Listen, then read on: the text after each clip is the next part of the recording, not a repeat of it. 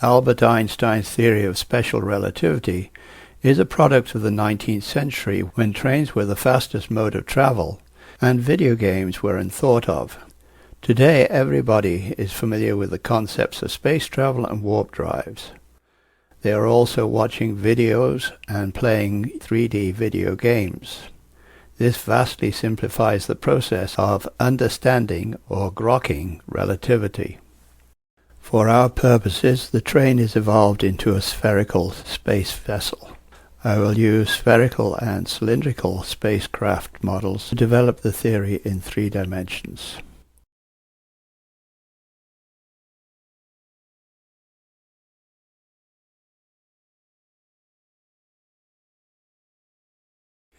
Einstein used 2 axioms as the basis for his theory, and we will use the same ones. The first is that the speed of light is constant. The second is that the laws of physics are the same in every inertial system. That is, a system which is traveling at a constant speed. Because the speed of light is the same in every direction, a short flash emitted from a point source forms a sphere. The arrows in this video show how the photons travel the same distance in every direction. The sphere is perfect and is stationary in the observer's space.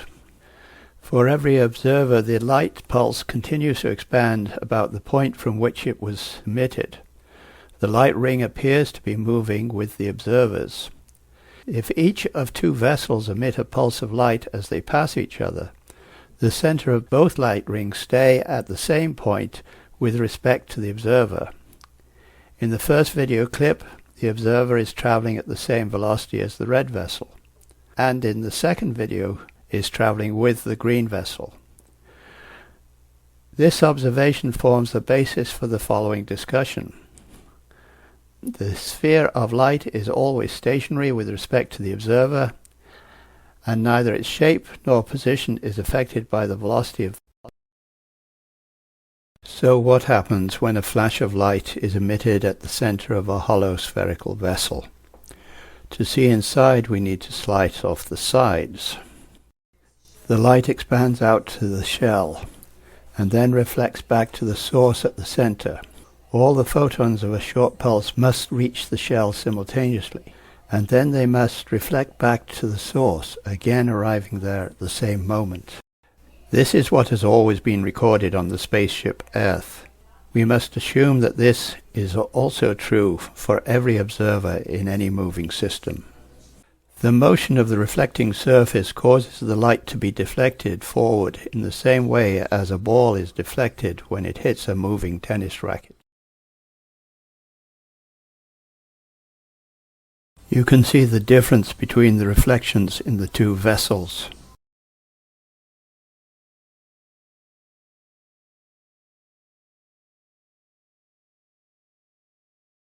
The bunch of photons shown in white reflect back to the source.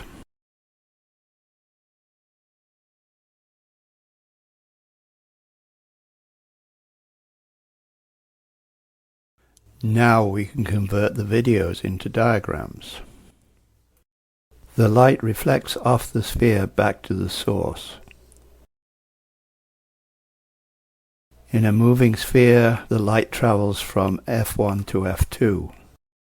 The vertical line where the reflection is occurring moves forward at a constant speed.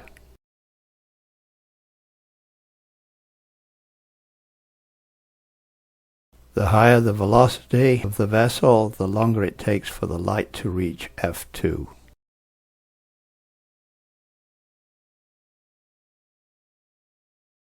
Every ray's path length is the same. Therefore, the reflections must lie on an ellipse or ellipsoid with foci at F1 and F2. The path length is equal to QRS, and the major axis radius, A, is equal to QR. From the equation for the ellipse, we get the relationship between the time t in the reference system and the time t prime in the moving system. The vessel must also contract in its direction of travel to make the light reflect correctly. The result is the Lorentz Transforms. In the contracted ellipse, the radius along the x-axis is reduced, and the result is this equation. Einstein attributed this contraction to the distortions of space-time.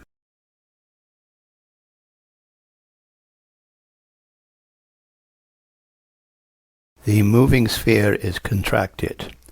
Inside the sphere, the reflections occur on an elliptical locus. Everyone believes that their own system is not contracted. Time passes more slowly in the other systems.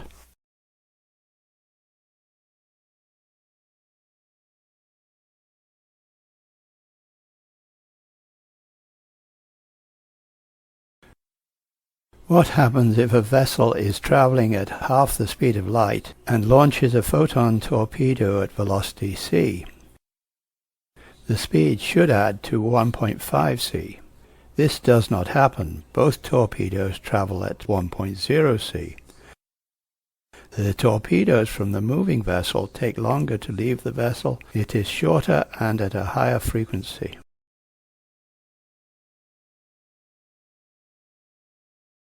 Here there are three moving systems, gold, silver and copper, and two light planes.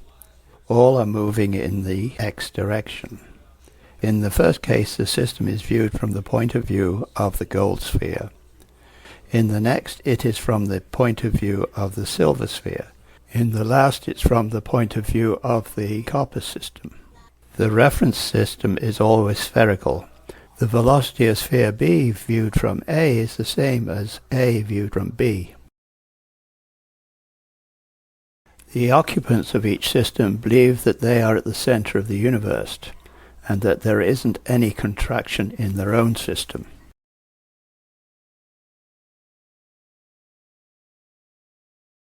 From our point of view, the clocks in the moving system show different values along the direction of their motion.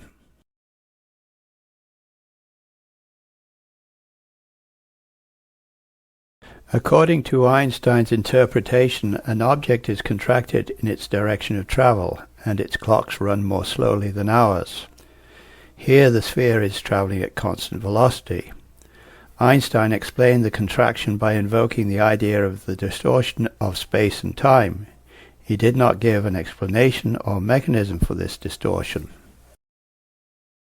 If observers in the moving system view our system, they will see the same effect as we do in theirs. They can see that in our system the length of the paths F1 to R and from R to F2 are not the same. However, both groups of observers stick to their conviction that both of the distances are the same in their own system, and that a sphere is spherical. This illusion occurs because we are unable to measure the absolute time when the light reaches the surface of the sphere. When a clock is moved, it is affected by the same phenomena as we are trying to measure. It runs at a different speed from the reference clock. The result is an illusion. To explain it away, a distortion of space and time was required to make the theory fit the facts, a technique used in pre-Copernican times. The description of the phenomena shows that it is like looking out of a goldfish bowl, or looking through a lens. The universe seems distorted because of the limitations imposed by the behavior of light.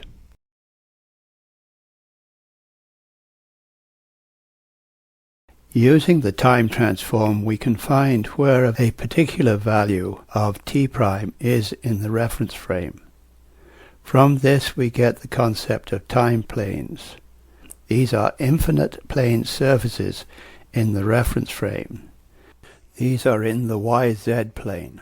Each represents an instant t' in the moving frame.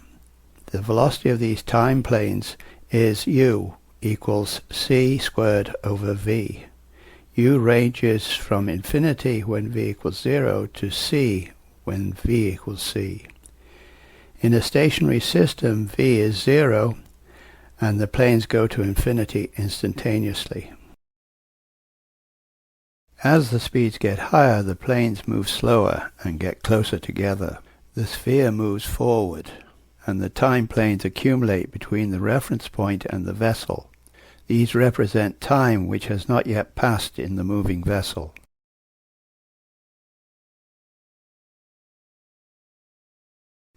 As the vessel accelerates, the time planes become closer together and pass at a lower rate. When it decelerates, the planes spread out and pass faster until, when v equals 0, they have all passed. Time is now the same in both systems. As the vessel accelerates, time passes slower, but time passes faster as it decelerates. The occupants of both systems are the same age. There are a number of paradoxes in special relativity which have never been explained satisfactorily. These are an indication that something is wrong. The most famous paradox is the twins paradox. In the twins paradox there are two twins, cat and dog. Dog travels to a distant star and then returns while cat rests at home. The argument is made that dog is younger than cat when dog returns. This video shows the readings on the clocks. As dog travels away, the difference between dogs' and cats' clocks is negative, but on arrival it is reduced to 0. On the return trip, dog's clock gets ahead of cat's, but when they meet again, the difference has again returned to 0. At any time that cat and dog are traveling at the same speed, there is no difference between their clocks.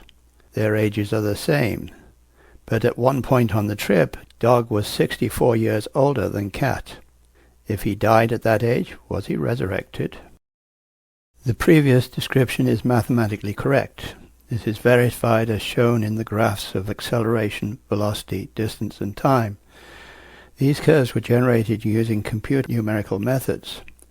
In this case, the acceleration profile is a cosine to permit a simple check of the integration.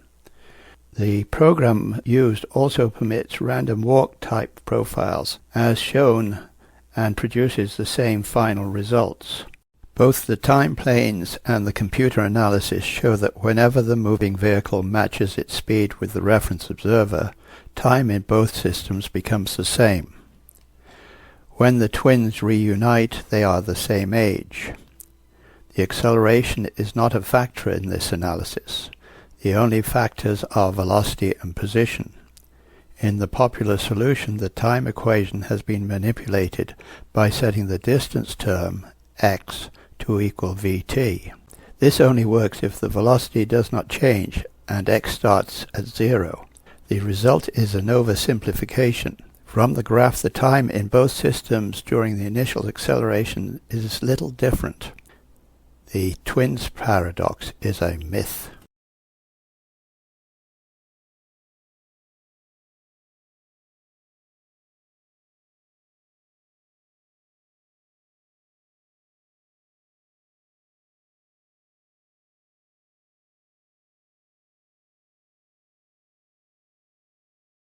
Special relativity can be developed by observing simple models. The limits imposed by the speed of light cause 5 phenomena which occur as speeds approach c. These are that 1. Objects appear to become contracted. 2. Clocks in the moving system appear to run slower than the observer's clock. 3. Time in the moving system varies along the direction of travel, with it being retarded ahead and advanced behind. 4. Observers' clocks appear to run faster than everyone else's. And 5. The one-way speed of light cannot be measured, as there isn't any way to measure absolute time or distance in a moving system.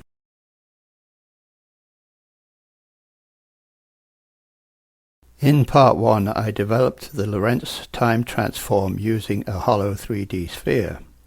In part 2, the cause of the length contraction described in the Lorentz distance transforms and other questions are addressed. Because electromagnetic standing waves form the basis for many precise measurement systems, they answer the need for a different approach. Standing waves provide precise time and distance measurements in 3D in every space-time frame. First, let us examine the behavior of light in a moving system.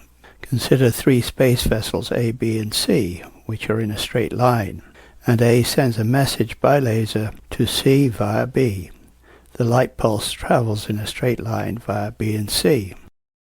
If the vessels are moving and are in line abreast, does A need to aim ahead of B and C? By placing a hollow tube around the path, the light would travel down the center in both stationary and moving systems. Kinetic energy is transferred from A to the light. This is the reverse of the James-Bradley aberration. This provides a useful tool to isolate a light pulse when visualizing optical effects. This light could be a laser in a moving system. The motion of the system will automatically be compensated for, and the light would be deflected forward.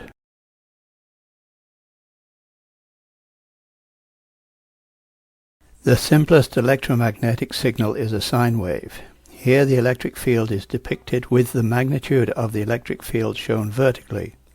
The x-axis is distance, not time as is usually shown.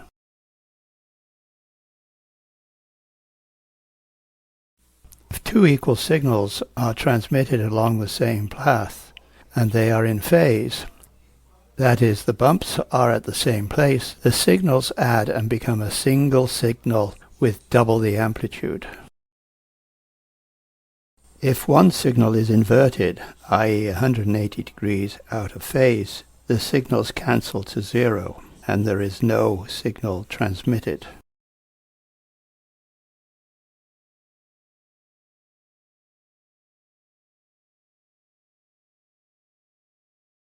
If the signals are traveling in opposite directions, at some locations the bumps add, while at others they cancel.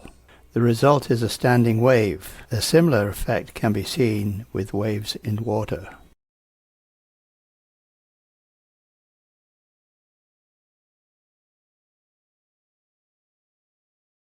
In a 2D system, the waves are transmitted from the center of the cylinder and reflect off the outer shell. The result is concentric standing waves. The Doppler shift causes the change in frequency you hear when an ambulance or train passes.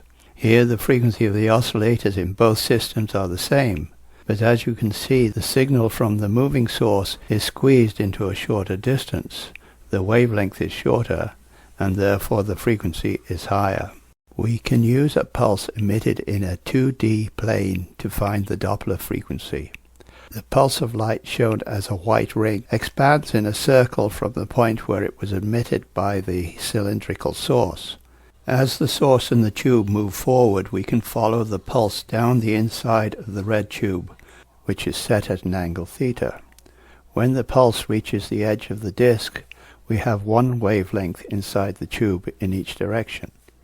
The distance from one pulse to the next is the wavelength. The wavelength from P to A and from P to B give the Doppler wavelength in both directions along the tube. The resulting equations will be used to compute the waveforms in 2D. If the velocity of the source is the same as the observer's, the transmitted signal expands spherically. Shown as a 2D slice, the waves expand out to the shell of the sphere, where they are reflected and contract back to the source.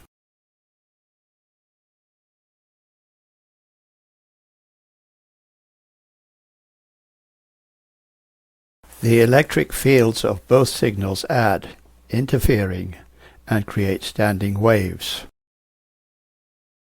By slicing off part of the waveform, we can see there are positions where the electric field strength remains zero. A series of circles have been added to mark these locations.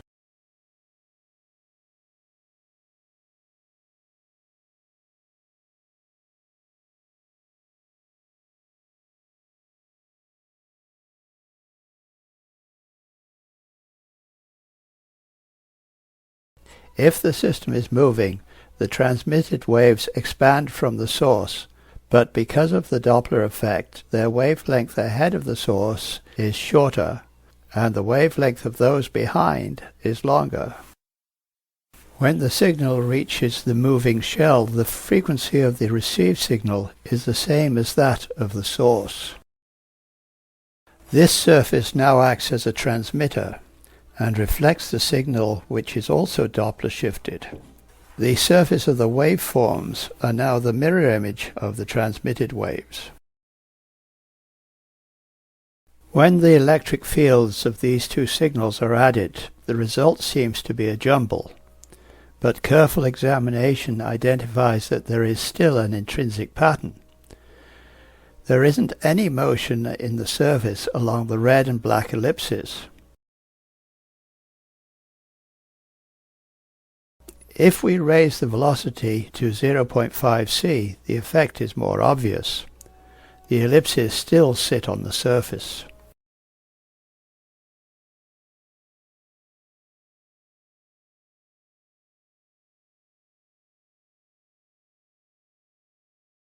When the time transform developed in Part 1 is applied to this surface, it is stabilized and forms a set of elliptical standing waves which have the longer axis in the x direction.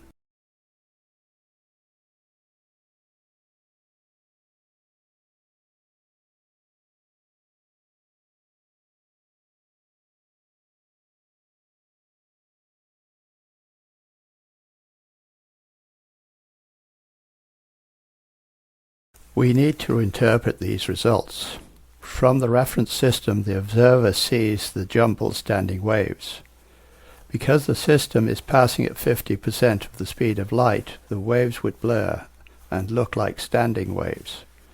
The vessel would be foreshortened and satisfy the requirements of the first part of this monograph.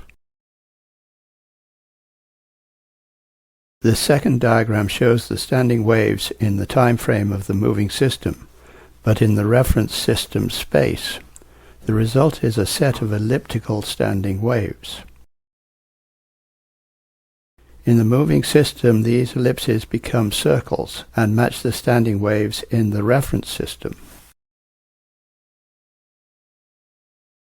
Using the diagrams developed in Part 1, we can overlay both the standing wave patterns for the sphere in the reference system and also the standing waves seen in the moving system's time frame. They are a perfect match and confirm this development of the theory.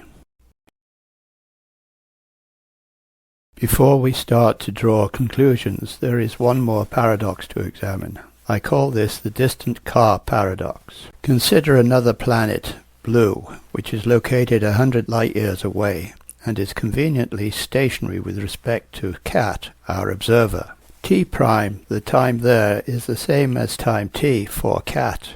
Dog is in a car on Blue and accelerates to 10 meters per second, 36 kilometers per hour, towards us. There is a stationary clock on planet Blue and another clock in Dog's car, T double prime. We can calculate the readings on these clocks using the Lorentz Transforms. The velocity of 10 meters per second is so small that the square root term is almost equal to 1. We can ignore it. Thus T prime equals T minus Vx upon c squared, and x is equal to 100 light years, or nearly 10 to the 18 meters, and T double prime is equal to T plus 105 seconds. The clock in the car has advanced by an additional 1 minute and 45 seconds. While the stationary clock still shows T prime equals T. There is another problem. Rat is only 10 light years from the Blue planet and sees a change of only 10.5 seconds. The only possible conclusion that we can draw from this is that the effect is in the eye of the observer. The first part identified problems with measuring the speed of light and also showed it caused the time distortion resulting in the Lorentz time transform. A space transform was needed to contract the sphere, but no mechanism for this distortion was identified. There was, however, enough information to resolve the twins paradox. In a moving system, electromagnetic standing waves must also be created. These were investigated to find a mechanism whereby these do not differ from those in the reference system. The Doppler effect provides such a mechanism and explains the transforms developed by Lorentz. In the model, the transmitted and reflected waveforms are Doppler shifted, and when they are added, we have to apply the Lorentz transform to obtain stable standing waves in the moving system. The Doppler effect occurs when there is relative motion between the source and the observer, and this affects measurements made of moving objects. Thus it is impossible to measure absolute time at different locations in the moving system, as when a clock, be it electronic, mechanical or even biological, is moved, its velocity creates relativistic changes in the readings. This is the same phenomena that we are trying to measure. As in part 1 and in the car paradox, we saw that relativity is the result of distortions caused by light to the observer's measurements. The result is that every observer records that in any other system time passes more slowly and objects are contracted. On the philosophical level, one can conjecture that there could be a space-time frame which is absolutely stationary, but this would not be detectable using our available tools. Such a system might consist of a triangular mesh with each side of equal length, possibly the Planck distance. This mesh would be the ether, or using a more modern term, the Higgs field.